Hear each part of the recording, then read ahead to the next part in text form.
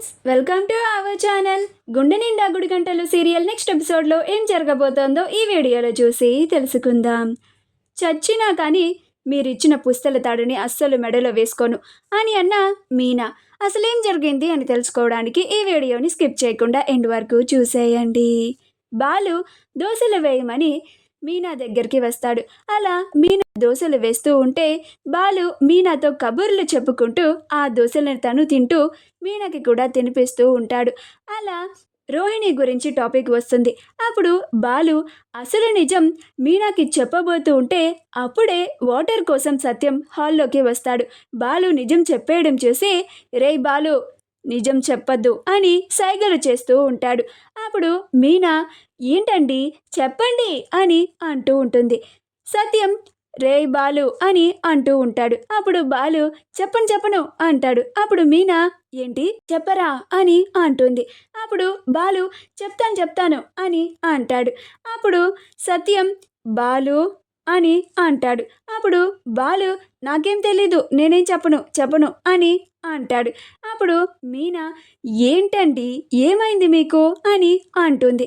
అప్పుడు బాలు ఇప్పుడు నేనున్నాను, నా కార్కి ఓనర్ని నేనే కదా అని అంటాడు. అప్పుడు మీనా అవును అని అంటుంది. అప్పుడు బాలు అంటే నేను ఓనర్ లాంటి ఓనర్ అన్నమాట అని అంటాడు. అప్పుడు మీనా ఏం మాట్లాడుతున్నారు ఈయన అని ఆలోచిస్తూ ఉంటుంది. అప్పుడు సత్యం హోరి దేవుడా అని అనుకుంటూ ఉంటాడు.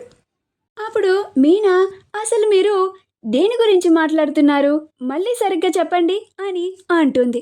అప్పుడు బాలు ఇప్పుడు అదంత ఇంపార్టెంట్ టాపిక్ కాదులే మీనా, నాకు ఇంకో దోశ వేయి అని అంటాడు. అప్పుడు మీనా దోశ వేసి ఇస్తుంది. ఆ తరువాత వాళ్ళిద్దరు వాళ్ళ గదిలోకి వెళ్ళి పడుకుంటారు. మరుసటి రోజు మీనా పూలు అమ్ముతూ ఉంటే తెలిసిన ఆవిడ మీనా దగ్గరికి వచ్చి ఏంటమ్మా మీనా, నీకు మీ అత్తగారి వాళ్ళు కనీసం పుస్తల తాడు కూడా చేపించలేదా అని చాలా తీసేసినట్టు మాట్లాడుతూ ఉంటారు.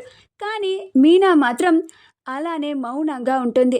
ఇది సత్యం చూసి ప్రభావతి దగ్గరికి వచ్చి ఏంటి ప్రభా ఇది, ఒక పరిచయం ఉన్న ఆవిడ మీనా దగ్గరికి వచ్చి మెడలో పుస్తల తాడు కూడా లేదు అని ఘోరంగా అవమానించింది.